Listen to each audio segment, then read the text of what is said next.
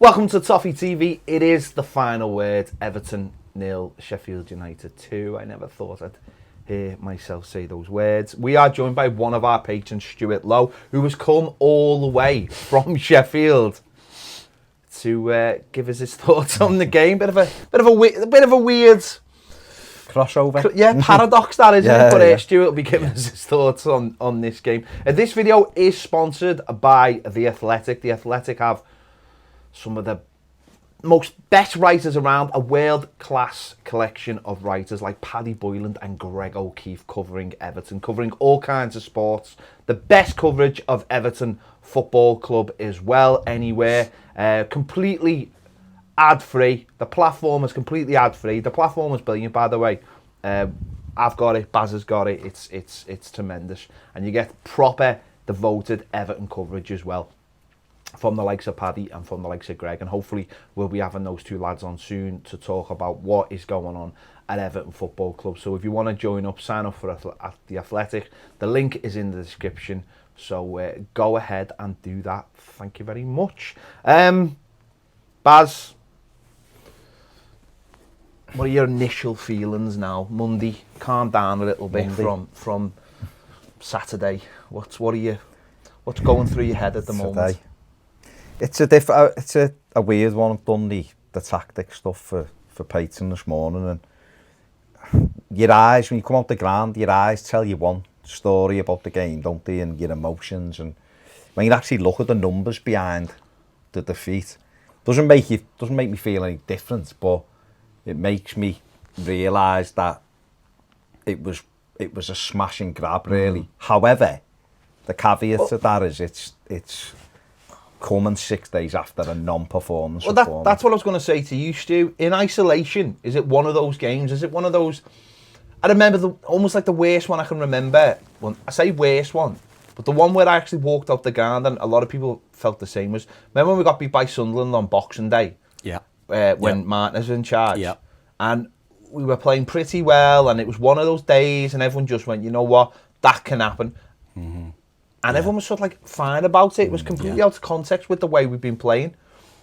Well, you're not going to be fine of a defeat. I know you're not. No. Sorry, me shaking my head was Saturday wasn't that. No, I know, but I'm saying Saturday was a result like that. But in the context of the recent performances and the makeup of the team, it's never going to sit like that, is it? Well, no, not really. Not in my opinion. I think taking it in isolation as a sole game at Goodison Park with a record that we've got of winning the last 6, I think you could look at that and say isolation, and you could go home, not be happy that we've lost, unwrap what went wrong, and then move on for the next game. But because of what preceded it before that, and how we got to this game, and how we performed at Bournemouth, Crystal Palace, etc., Villa, you know, we should be way up there now. And I think you're right in that context. It's not an isolated thing, and that's where the concern is creeping in now with fans. You know, obviously that's the way I feel at the moment now. But yeah, absolutely. I think that the Sunderland game you were talking about, that day we played really well, and that was whilst their keeper made great saves. Saturday was just so strange because we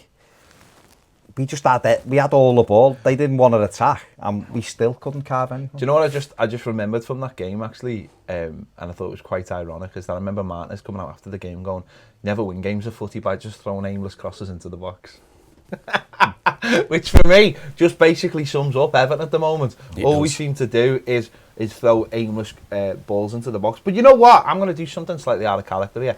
I'm going to defend Marco Silva.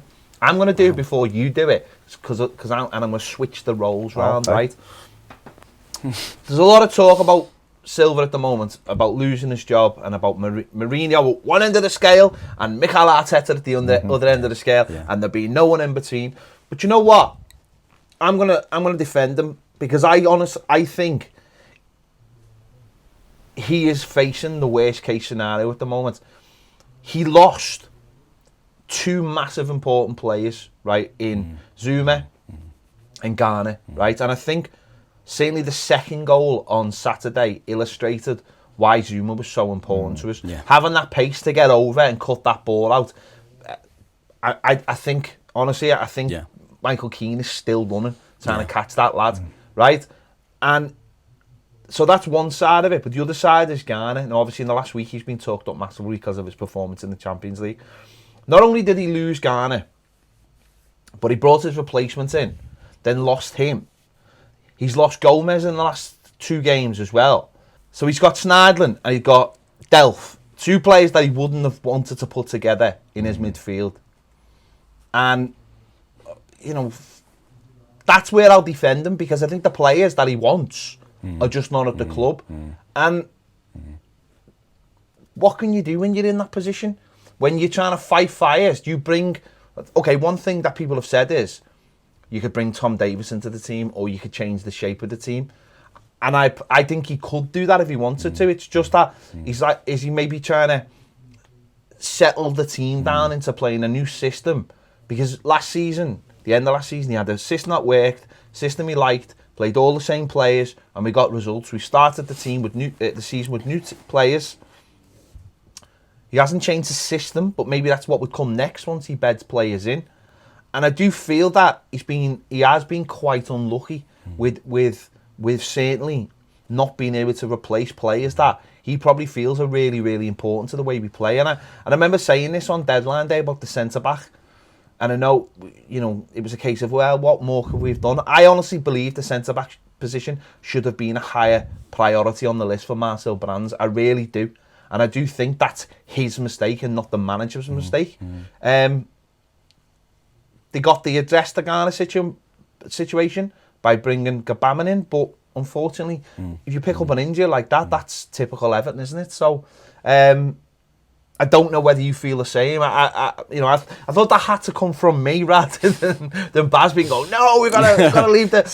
I do feel it's just been a genuine, just series of things coming together that have meant that we haven't, especially at the start of the season as well, where you don't always play well and it takes a little bit of time. You know, and we've seen that from other teams. It's not just us struggling at the moment.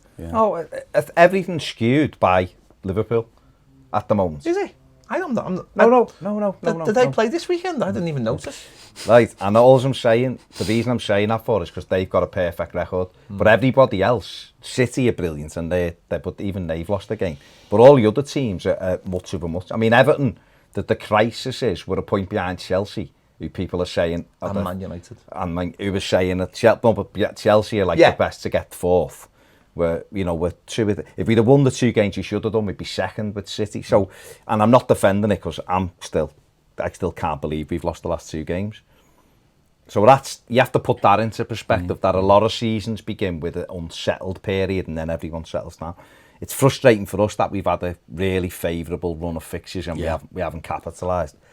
But I agree with you, he's the player who's probably the most important player for the way we play is Andre Gomez, because we haven't got another player like him in our midfield. So when he's not in, we feel it massively. Garner is obviously a big miss, but we knew that. Gbamin hopefully would have done and will do that role for us and give us that physical presence in midfield. But even though I do defend Marco, Saturday I can't defend him because I wouldn't have started with 2 defensive midfielders at home to a team who was quite clearly going to come and just try and nick something. And I felt as though we needed to be playing on the front foot more. And I think with Delph and Schneiderlin, the tendency is to sit back a little bit. Yeah, I mean, to be honest, it goes to show, doesn't it, how many players that we feel Silva actually trusted from the first day he walked in. So, you know, to leave Tom Davies out now, but he used him more last season. And with the other players as well, when you're talking about holding midfielders, absolutely, we didn't need more than one to sit there because they didn't put the pressure on. But they didn't need there to, rub out the pressure because there weren't any anyway. They were happy to sit back and take what we threw at them. But it just goes to show, like you said, Peds, about having people ready to come on to do a job that he wants to play a certain formation and hit the ground running in that certain way. Every season so far, the 2 transfer windows, he's brought in probably 6-7 players each window. and they've all come on and they're all first teamers. So it shows how many he didn't trust from the batch that he inherited. So he has been very unlucky in that sense, that it's taken so long to try and get the players he wants and get them in. So it is unlucky, you're absolutely right there. Yeah, it's hard because, I mean, just on that front, the way we use the market, we are bringing players in late. And I think that, I can't sit here and go, it's an ideal situation, but for the club at the moment, that's the way they're going to have to work. Whether that changes next summer, when there's a little bit more capital to play with, and we can, we've got players out the door. I don't know. Maybe that's just the way Brands likes doing business. Yeah. But it does hinder the manager going forward, and especially if it doesn't work like it didn't work this summer, with not getting that centre back, because I think it showed on Saturday when a team tries to just counter attack. You do not need that little bit of insurance at the back, and that's where maybe you do change your centre-back partnership and say, well, today we can throw more men forward because we've got that pace at the back and not going to be exposed. But going back to what you were just saying there, Baz, about the two DMs, you're absolutely spot on. I have no idea why he played Sneijder in this game. It completely baffles me why you would play Sneijder at home against a side, like you both just said, that are going to just try and hit you on the counter-attack. What's he going to offer on the counter-attack? You say to Delph, you be the last player, you sit, you do that work. You can do that all day long. In fact, a lot of people think Delph as that kind of player anyway. And then you add someone else in midfield, whether it be a Wobie. See, this is the mad thing. Why are we dropping a Wobie for Bernard? You can play both, though. Oh, yeah. You can play both. It was the right decision to bring Bernard in, but it wasn't the right decision to play with two DMs. You can play a Wobie and say to a Wobie, right, you could say to a Wobie, you play deeper. Say to Sigurdsson, you play a little bit deeper. Let's have a flat three, but loads of creativity and a little bit of speed in there from a Wobie. Bernard then can play higher up the pitch, or Charlison can play higher up the pitch, and suddenly at home we're a lot more attacking, and we can go through the centre of the park there, and we have a player in a Wobie, I think, can drive at teams, because I think that's one of the massive things we're missing, is a player in the middle of the park who can pick that ball up, and we haven't really had it since Ross Barkley left, whether you rated Ross Barkley or not. Yeah, that's what he did. We've not had a player who can pick the ball up and just drive, and I don't know whether the manager's waiting for everything to fall into place with personnel before he changes the system, but we can't go on playing this formation, especially when there's players out. It doesn't help anybody. And we started the game first 20 minutes on the front foot, and then what happens, like it always happens at Goodison, everything just calms down and we take our foot off the gas, and then once it goes slow, all it does is help the opposition to just creep back into the game. Sorry, go on. No, we're just going to say it's like, I've read a few times in the media that we think that we're better than we are, and that's why we lack tempo and pace. I agree, and I totally agree with that. And I think that that's one of the problems. Whether it be away, and we think that because we've got the squad that we've got now, we can walk over these teams like, our neighbours, and Man City and Tottenham can, and we can't. We're not there yet. We're probably 3, 4, 5 players away from that potentially. So. Yeah, sorry, you know what? Just saying what you were saying. That's almost the problem when you watch Man United. What they've got, they're exactly the same. They're in a position where maybe they do this, but they look exactly the same. They look like a team that think they're better than they are, and they haven't got a way of playing. Whereas other teams like Sheffield United, they've got a way of playing. Norwich have got a way of playing. There's loads of teams in the Premier League seem to have a way of playing that suits them, and it doesn't matter who the personnel is. Yet we're the other way round. We don't have a way of playing, and yet we've got players that you'd go, hang on, they're all right then. We had a way of playing last season, didn't we? We've moved away from it. What we have, haven't we? We've moved away from what we were doing very well. But did it work against the teams that were actually below us, or did it just work against the teams that were above us that came to us? It was better when teams were attacking us, because we play a bit more on the counter attack, and we because of the players we've got, we'd be able to get in behind them. It is a problem. The low block is a problem for Everton. Teams that come and sit. But Sheffield United did exactly what, me and Andy done the preview last week and talked about what they'll aim to do, because it's what they do. And they done exactly that. They funneled us into wide areas and just dealt with every cross. Got 3 centre-backs that headed everything away. We put 42 crosses in over the week on Saturday. 42, That's which is berserk, and their centre-backs just headed everything away. We're too stagnant when we're putting crosses in. Our players just go and stand next to theirs. There's no movement. There's no spinning. You have a look at our positions, our average positions. Richarlison, Keane and Sigurdsson are bunched up on one side, and there's a huge gap, and there's Bernard and Dean on the other.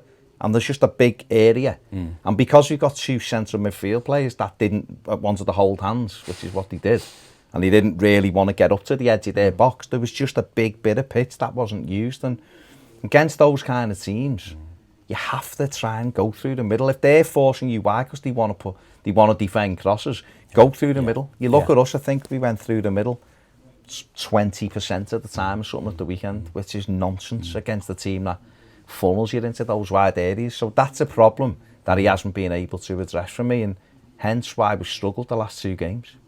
Yeah. I mean, it's down the channels. If you think of our squad, Coleman, Baines, Davies, and a couple more to side. Everyone's 6 foot plus. Yeah. They're units. They're big, and whether that's been one of the characteristics in the stats when they've looked for players, I don't know. But we're not using them. No. Why do we fear set pieces, crosses, whatever it might be, so much with so taller players? So their goal on Saturday, the first goal, which basically decided the game, really. Yeah. We had 6 corners at that point, I think, and every single one is just floated in and it's just dealt with. Their corner, that first corner that they scored from, right? So there's obviously, we can talk all day whether people think it was a foul or not on the goalkeeper. I personally thought that if the goalkeeper had put more of himself into it, he would have got a foul. But because he goes sort of half-hearted, I think a lad just leaning, you aren't going to get a foul for that. You know, but if he goes flying in, then it almost looks like there's a big collision and he'll get a foul for it. But that corner was so dangerous. It was put in such a dangerous area, fired with so much pace, that, you know, all it needed was to miss the first man, and then obviously it ends up hitting Mina on the back almost and just going in. But ours are just like, everything's just, again, it's that idea of like, going back to, oh, you're too good for it. We're just putting in corner after corner. Same corner, no alteration, no imagination. No one run out and going short. No one, you know, I remember when we played Villa, there was one that went to the edge of the area that got it volleyed. I've not seen that routine. It's just the same. And every time all what happens is it gets headed away, go to the edge of the area, and it's like, what do we do now? Their first one, fired, because their manager's obviously gone, right, we need to do something different in the Premier League. We need a way of being able to score goals. And then this is another criticism of, again, it's like, how important are set pieces to Everton? Because teams that are top of the league at the moment, every set piece they put in, they seem to score from. You know, because they understand that it's a huge part of the game. City Pep Guardiola, he values set pieces massively because he knows in a tight game it can be the thing that changes it round, and away you go. And yet we don't seem to value them. And Sheffield United have come in, first corner, bang, it's in the back of the net. And then you're like, a couple of minutes before half time, you're like, oh my God, Goodison's flat. And it's like, how do we turn this around? You go in half time, they're buzzing. Get men behind the ball, lads, that's all we've got to do. That's the fighting spirit. And they went on and done that. And that's the problem with Everton, like you just said before. Some players think they're better than they are. There's no spirit. There's no tempo. There's no fight. There's no one on the pitch going, you know, what are we doing? Where are the leaders? Where's the drive and the fight to get back in these games? It's so obvious that players think that we should be here and we're still down here somewhere, and that's a dangerous mix that I find, because that's when you don't necessarily see what's coming ahead of you, because you think everything's going to be okay. You've got to fight your way out of trouble, haven't you? Of course. Whether you think we're in trouble or not. I mean, I do, because I look at the way we play and go, geez, it's going to be a slog to get us back to a level that we can be consistent at. Yeah. It is weird, because you've got their manager at the end coming out going, we got battered there, I don't know how we've won the game. You know, we've had Dean Smith at Villa coming out going, I don't know how we won that game. Everton should have won the game. You know, that's 2 managers already have come out and said that I'm not sure how we won it, but we did. He was laughing. Chris Wilder was like, we played great against Southampton and lost. We come here being battered and won. Like, I don't know how it worked. It's a funny old game. But I don't think we did batter them because Henderson didn't have to make any real saves. He made a block from Luca Dean in the first half and a header from the Richarlison, which was awful. And other than that, he had nothing to do. Now, okay, we had all the ball.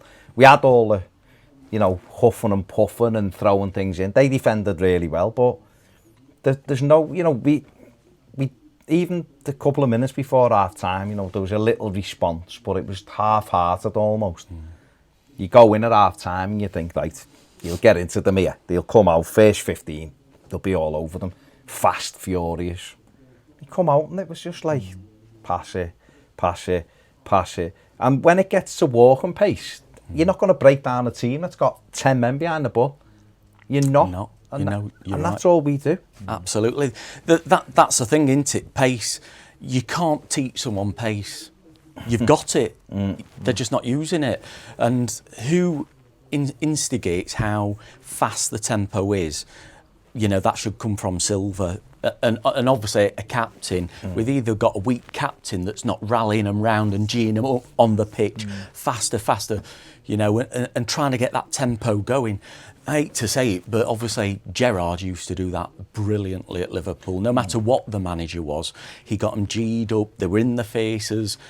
And every club wants someone that can do that. Keane did it at Man United. Yeah, you're spot on, because I got a lot of criticism last week for going on the radio and saying that I thought the manager wasn't showing enough passion, or whatever way you want to look at it. But you're right there. Who's at the side of the pitch, or who's on the pitch screaming at players saying, move it faster, because there are times that, you know, I'm sure we've all played football at one level or not, where you're just playing and the game almost is just like passing you by, almost like daydreaming as you're playing, and you need someone to go, what are we doing? Come on, the old shout of get out of bed and all that.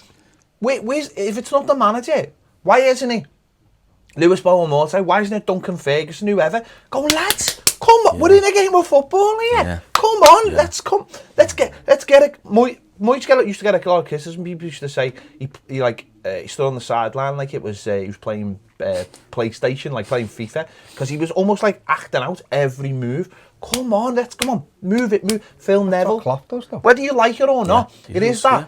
If you haven't got a player on the pitch who instigates the pace. I remember when Moyes came in and we had Gravesen, and Gravesen before that had been a very average footballer, but suddenly then Moyes put him in this position where everything went through him, and some of the games, like the second half, some of those games were brilliant. Remember, remember we used to have to come from behind and everything would go through him, and it was like bang, bang, bang, and then Arteta started doing that as well. It was bang, bang, bang, bang, and we don't seem to have that at the moment. We don't seem to have a player, and maybe this is where Gomez can be really important to the team, where suddenly it's like bang, bang, bang, bang. Or it was maybe Garner last season in a different way, with just the way he used to just run around, reclaim the ball and then get us going again. And we don't seem to have that on the pitch. We seem to have a lot of players who seem to just want to play at a certain pace. We're trying to play champagne football with Poundland players at the moment. It's just everything is just slow, and it just needs somebody to take the mantle and go, lads, come on, this is not, and it should be one of the players really, and it should be someone, I don't know, maybe that's where someone steps out the shadows and becomes, you know, a focal point for the team, but we don't seem to have that moment. I still think it's the makeup of the midfield. No, I do. I think do. The makeup of them, you've got Sigurdsson who's not quick, that's all. Schneiderlin who's not quick, that's all. And Delph, who wants to be the orchestrator. Yeah. You know, you look at him, he likes to drop off and get it and take it and pass it and get it and diagonal and all of that. And that's great. That's great if you've got two busy players ahead of him. No, I agree. Who can pull people around. Yeah. But on Saturday, it was just Sigurdsson tried to drop off, but he dropped onto the right. And it was get it wide and then get it back. It wasn't even get it wide and throw it in early. It was get it wide, knock it back. Davis set cross come in, head away. No one's making runs in behind. You know, Moise Keane, bless him, he's a young kid in a tough league. We're playing him up front with three big areas behind him, knocking it in, he's getting smashed from behind. No one's giving him anything to run at, and then people are moaning, saying he's crap, he's not good enough, and you're like, anyone would struggle in our team the way we play. He's a forward that wants balls in front of him. Richarlison isn't a winger. People need to realise that he's a striker. Yeah, he is. He's a wide striker. So what, like to Liverpool and City, what they do is when they attack down the wings, their forwards, their wingers come in field, so they end up with three in the box. The two fullbacks bomb on, and a couple of their midfielders go, and they leave the triangle at the back of the two centre-backs, and it'd be Fabinho for them, or it'd be like Fernandinho or Rodri for City, so they'd have three. Everyone else would make up a seven. We don't do that. We get it to Dean, and Bernard will give him it back, and then you look, and people just go and stand like that. Coleman's doesn't join in there. It's bizarre. Ideally, Richarlison and Bernard or Iwobi should never ever cross a ball into the box, ever. No. They should be in the box. Yeah. You know, when we play Wolves, obviously we had Richarlison scoring with his head and Iwobi scoring with his head. That's the way it should be.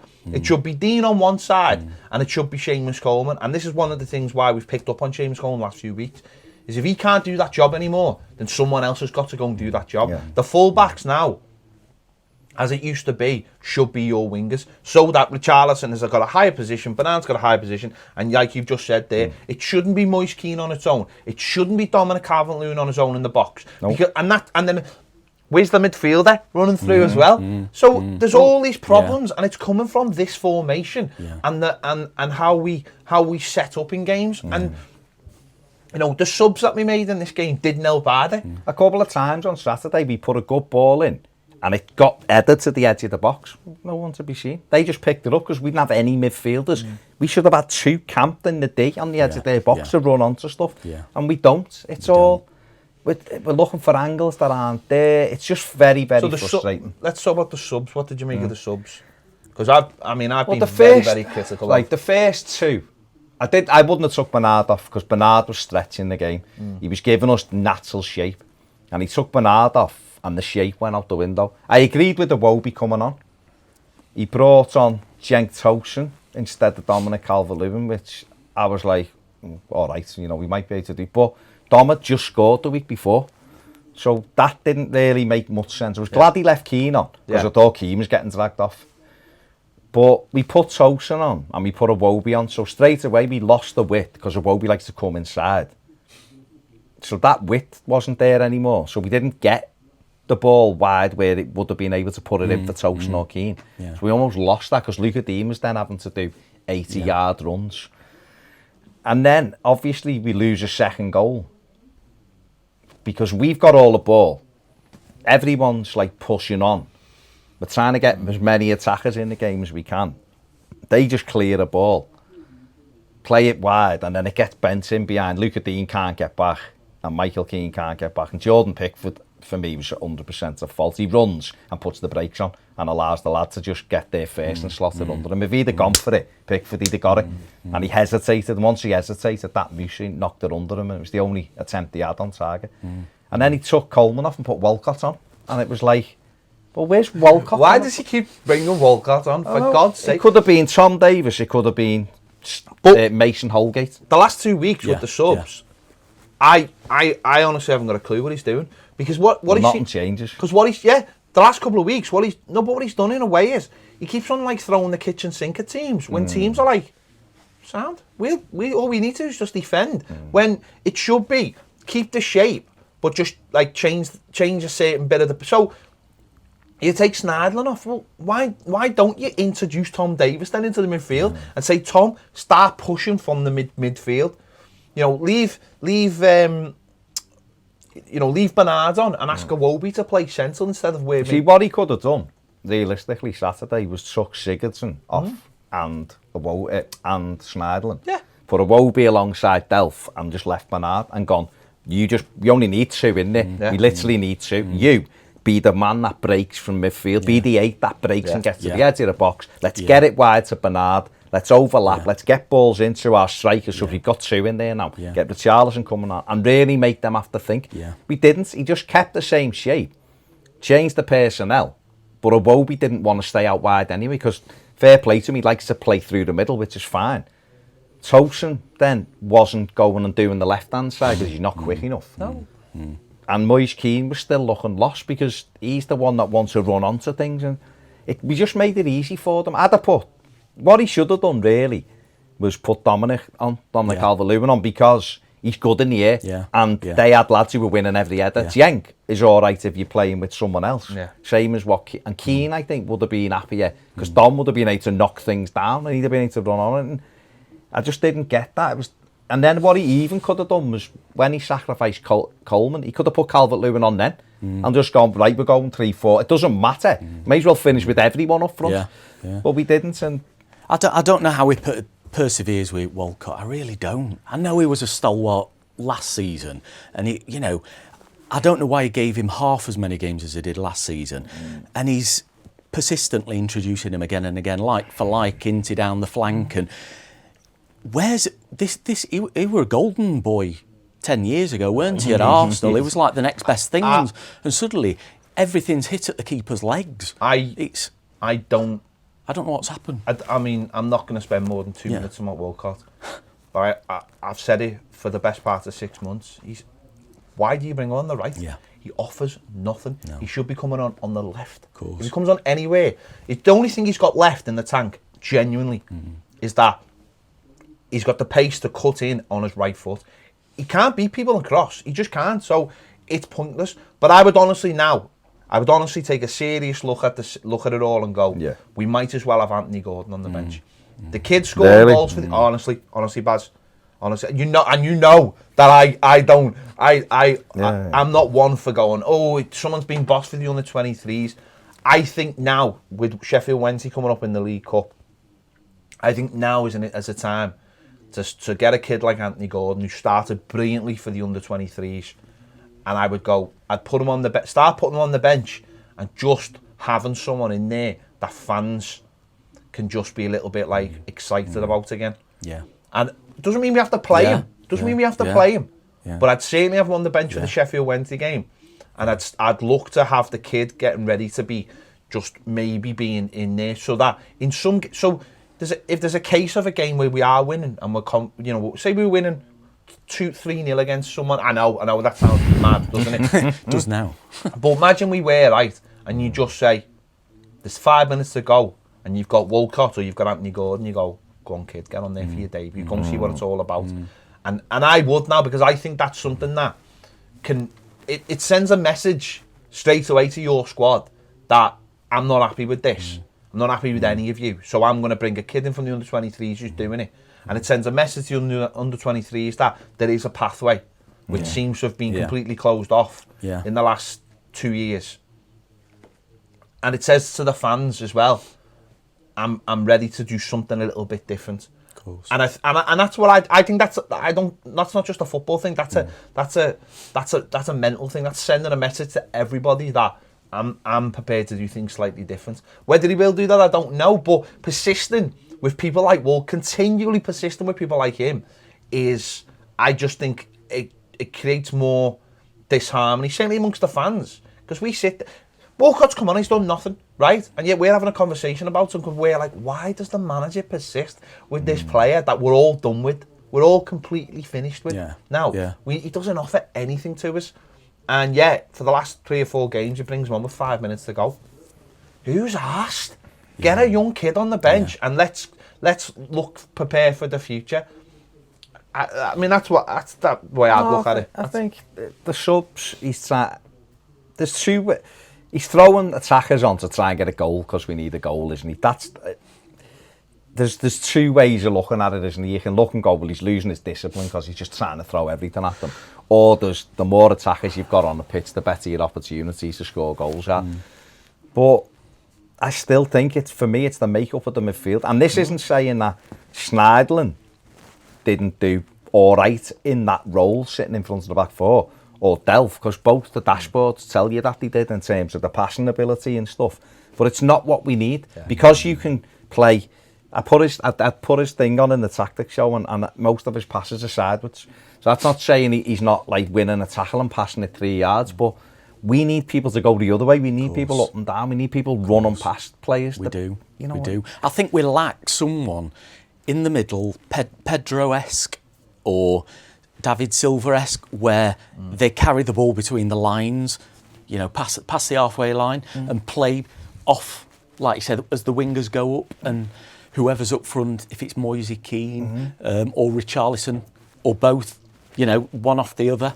But we need someone, like you said, to drive through midfield. I don't know if I see Gomez getting that high up the pitch.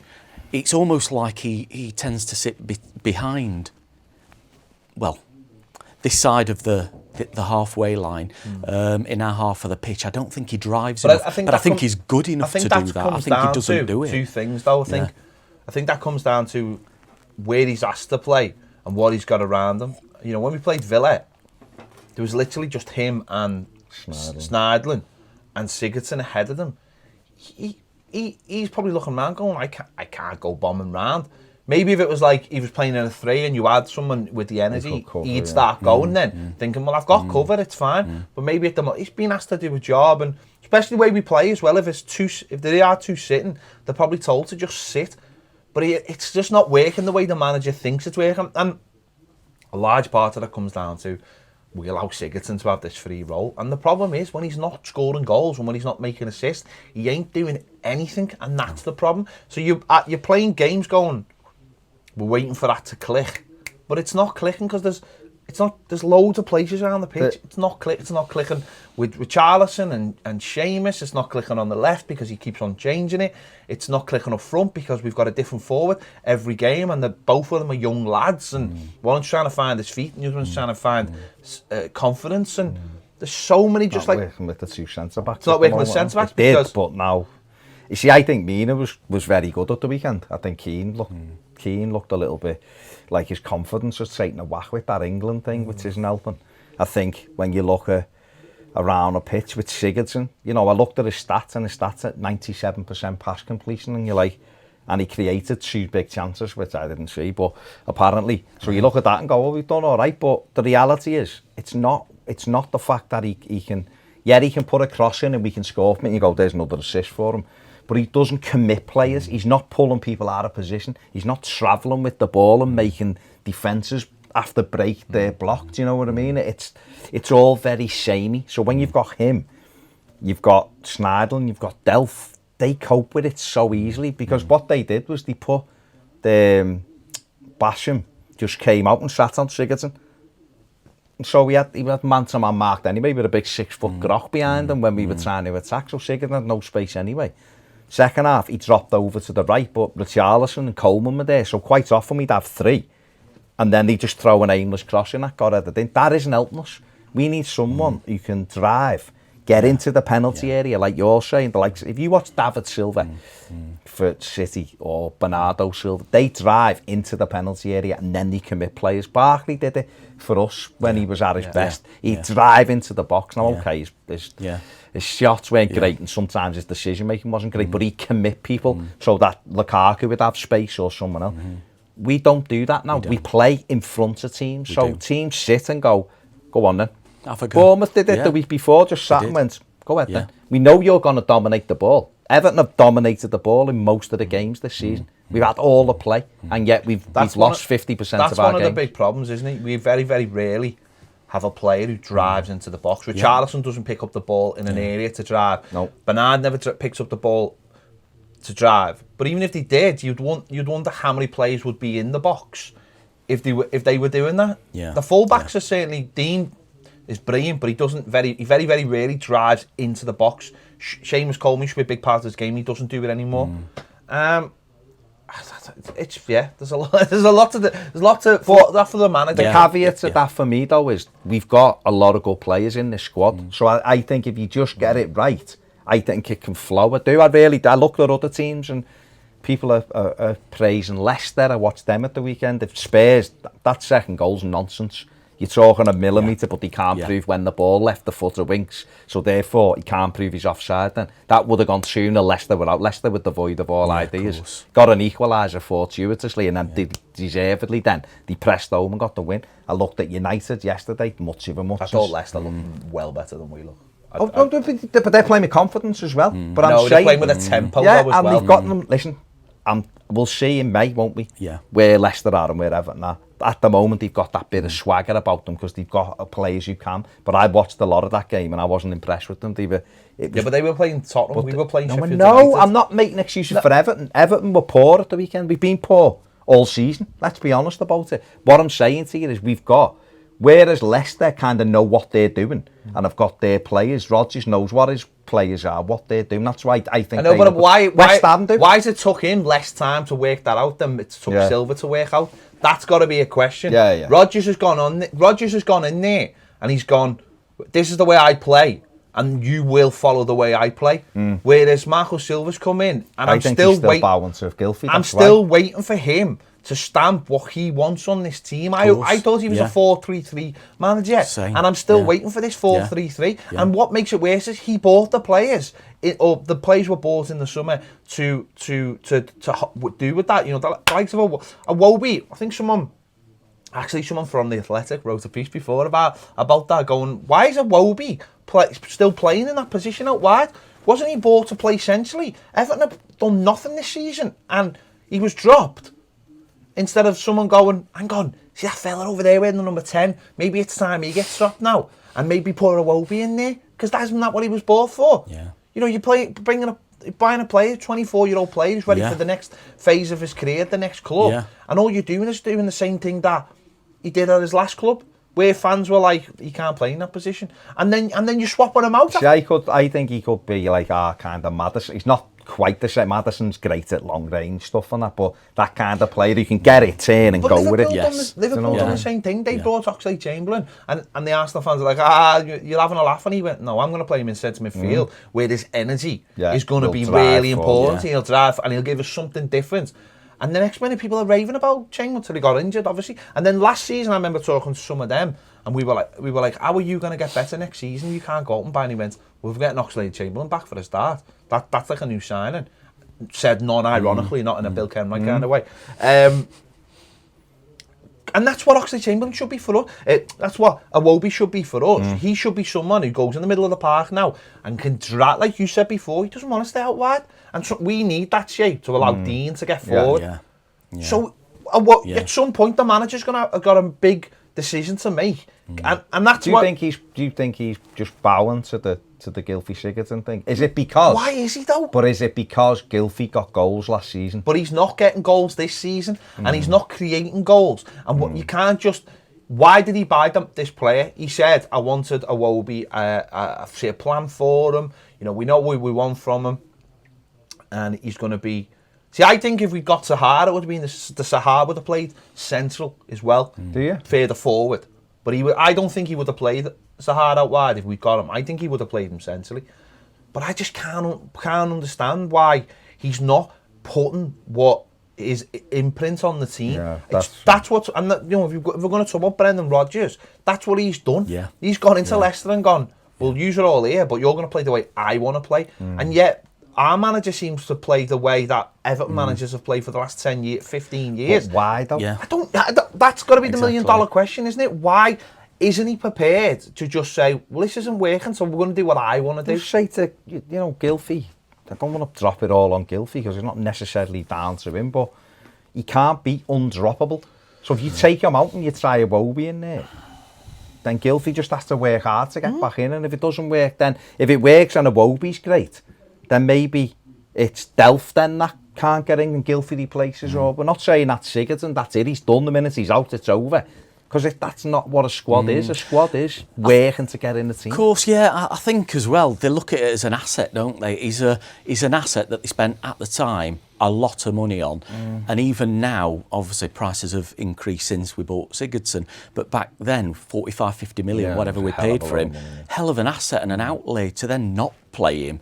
I think you're right, your point you made earlier about he's slow, he doesn't travel well, Sigurdsson, and people realise, I think, he's being sussed out by players who are getting right in his face, and unless the ball's at his feet, directly at his feet, to do something magical with, he can't do it. And I think that they're marking him out of the game. But he probably could do it if he was further back. I think when you put him in a position, you're almost saying to him, you can cheat your way through games because you can just sit in this pocket and you'll get the ball sometimes and other times you won't get it. And he presses well, don't get me wrong. I'm not saying he doesn't run around, because he does. But he's no influence on the game for the way we play.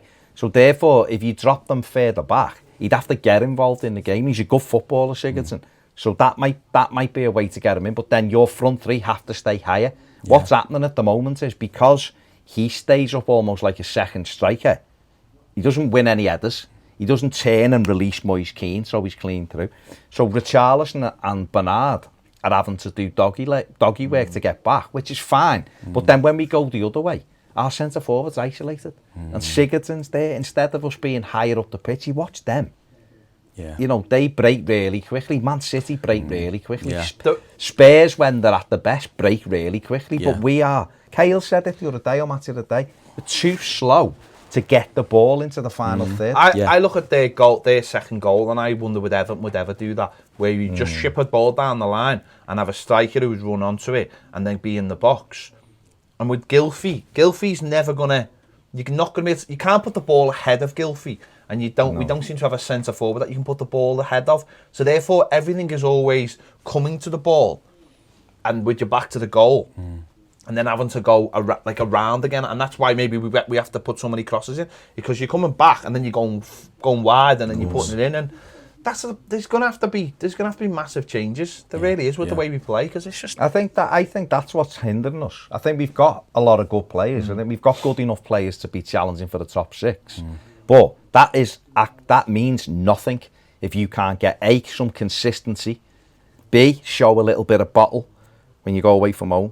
And see, if the manager can't find, and probably the most important of the three, if the manager can't find a system, a way of playing that complements the players you've got, the rest is irrelevant. It doesn't matter how good your players are. If you're too easy to mark the way we are, you're not going to win any game of football. No.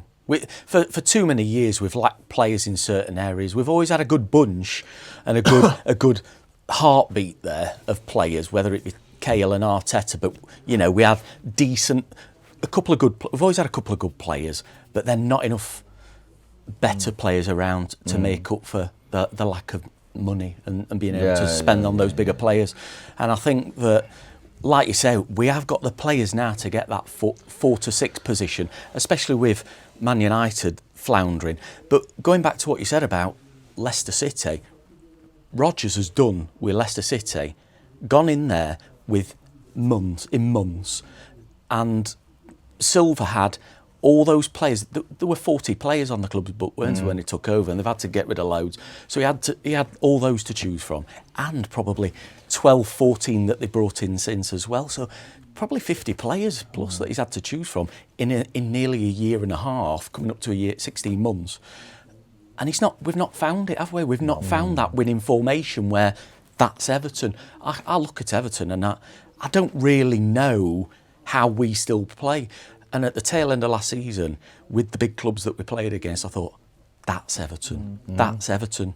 That's us. I just wonder whether he's gone. He doesn't know his best team again. Yeah, which is a problem. And I think if we're going to have comparisons with Leicester, I think the difference with Leicester is that they have a centre forward that you can rely on to stretch teams. And he also knows how to get the best out of Maddison.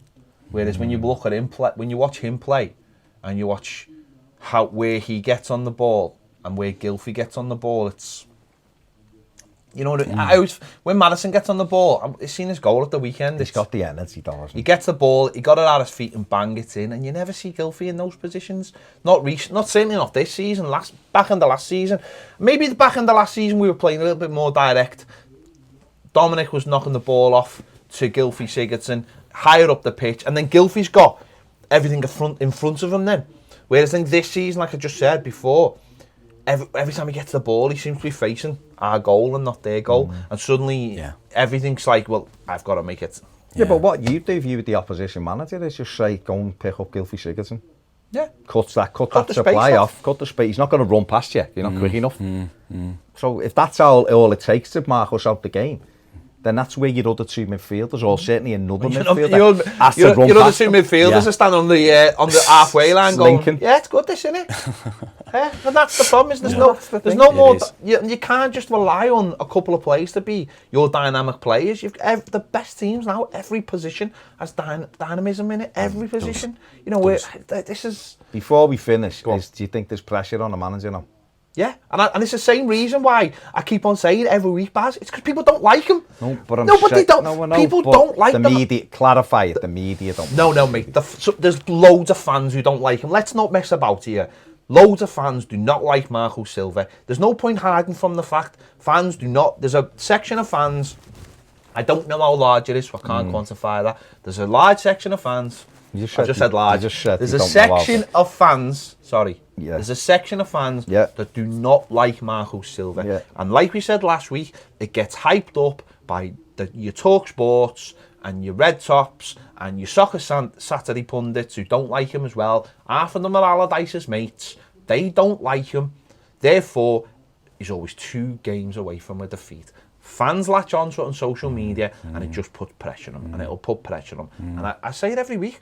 And the club do not seem to have a clue how to deal with it, because all we'll get this week is more rallying cries from the same old familiar faces that the fans, the managers, the club trot out because they know the fans like them, and it's the same every week, and it becomes stale. Instead of having the manager have a really good, conversation about games, and I know he tries to be honest, but it just doesn't come across. So he'll always be under pressure whether he is or not. That's the irony. Stuart, what's your take on it? Is he under pressure in your opinion, or is it too early for all that?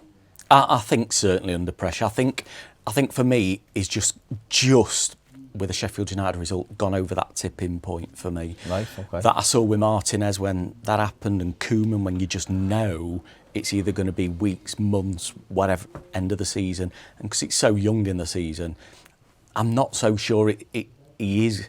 I think he will be given that time. For me, I thought he was, I'll be honest, it wasn't someone that I wanted right from the start. And I did think he was very Martinez-esque, in the 30% pressure, 70% pressure, and then teams nicking a 1 goal on the break, with a bit of pace, just hitting us off. Because against Martinez, they just picked us off, didn't they? We pressed so high. And although we're not as haphazard as that, and our defence is better than the Martinez era, I've given him a chance. And then obviously last season when we were beating like Leicester away, and we were like, played really well here. And I thought, although some of the results against the big teams, we had domination. We weren't killing them because we didn't have the goals. Yeah. And Arsenal, we should have beat by 6 or 7. Absolutely. But and we'd have 20 shots on goal, wouldn't we? Yeah. So for me, I'm just teetering off the fence into irreparable. But you've just said it yourself, though. You didn't want him in the first place. I didn't. So therefore, you will always your gauge for the manager will always be shorted for other people, and that's what I continue to say is that if people have already got this thing about the manager in the head, they're not going to give him as much time. And I don't know how you change that. I just don't know how you change that. The Sheffield Wednesday game's obviously massive, and when we've got Manchester City coming up as well, it's a tough. And then Burnley away. The next 3 games, rightly or wrongly, could decide his future, and that's the way it is, isn't it? That's football. Because if you're Farhad Moshiri, you're looking at your investment going, I'm putting, and this club's spending a hell of a lot of money. Our wage bill's high for where we are. We should be finishing higher up the league, and if we've had a favourable start, let's be honest, this season, and we've got 7 points from 6 games, so we've got to turn it round, and it's got to begin by, and the one thing I'll say before we finish, he can get the fans on side a bit more by changing up the team and going, right, we're not working, we're doing something different, and this is what we're doing, and we're going with, Sidibe's coming in, and Iwobi's coming in, and I'm going to play Dominic Calvert-Lewin and Moise Keane in the same team, or whatever. I'm going to mix it up a little bit and try and find a winning formula, and then we'll go from there. And if he does that, I think fans will go, all right, well, at least he's trying to use all of his tools. At the moment, it's almost like he's doing what he did last season, which is like, I trust 13 players. And it's like, well, you've bought 13 players, so you don't trust anyone else that you had. But one of them's Walcott, which is bizarre. Yeah. So, Yeah. it's big. I hope, listen, Chef Wed, it's going to... I'm not massively confident, so I'm not going to lie, but it's a big game for him now. Don't get me... I hope he turns it round. I hope very Marcus quickly. Silva massively turns it round. I can't be arsed Going through with this more again. upheaval No. again and more. And also, I can't be arsed with losing more games. I want to see us winning games of football. I do think there's a team in there, but for whatever reason, I just want I want Marcus Silva to put his stamp on things and go, this is the way I'm playing. I've had enough of this now. Yeah. I'm going to play the system I want to Show play. I'm some going to play with a lot balls. more. And like I started at the beginning saying, I do have sympathy for him. I do think the things that was our strength. Gomez is massive to us, but no matter what anyone's. Our strengths from last season have been ripped apart. We're playing with a brand new midfield. The centre-back partnership where it's very clear that we're lacking in pace. And as you said before, it doesn't help when your goalkeeper is flapping at things and is not coming, or out and just going, you know what, I'm just going to make sure that when he runs through, I'm taking him and the ball. Forget about it. If no one else is doing it, I'll do it. If Pickford runs full pelt at that lad, I don't even know that lad's name. So there's no way he's going round our goalie and knocking it in. He's bottling that. If Pickford stops, if Pickford carries on, he gets it. Yeah. So let's not put all the blame on the manager, because it's not definitely not. Players have got to take responsibility as well. But we had some nice stats up for the screen and everything, and we can't be harsh showing them. Because what does it matter? Because it don't change that, does one was about Keane, one was about was it Snyder? No, who cares? Time to dig in. Yeah, Time it is. to No, dig it in. is. Time to dig in and get some results. Yeah. Let's do it. There you go. Big thanks to Stu for coming over. Loved Did it. you come down the Snake Pass? I didn't actually. Do you know, I've never been the way before that I did come. Okay. It was alien to me getting here, but it only took 2 hours to do 76 miles, so that weren't too bad. 2 hours to come and see us. And I got a cup of coffee as well. There you go. Devotion. He brought milk and loads of chocolate. And hobnobs, which I'm sure you like. Shout. Hobnob. Are these normal They're good hobnobs? for dipping now, aren't they? Yeah, but I mean, they're not shortbread. I mean, Well, the hobnob cakes, you know, they're nice. shortbread is the king of dippers. For dipping. Keeps its Yeah. structure. Drinks half your tea. Be good for centre back for us. There you go. Let us know your thoughts in the comments. Another day to forget at Goodison Park. Let's hope for happier times ahead. Thanks for watching. Don't forget, if you like this video, give it a like. Make sure you subscribe. And if you want more great shows, which Stu can tell you all about, get over on Patreon. We'll see you later.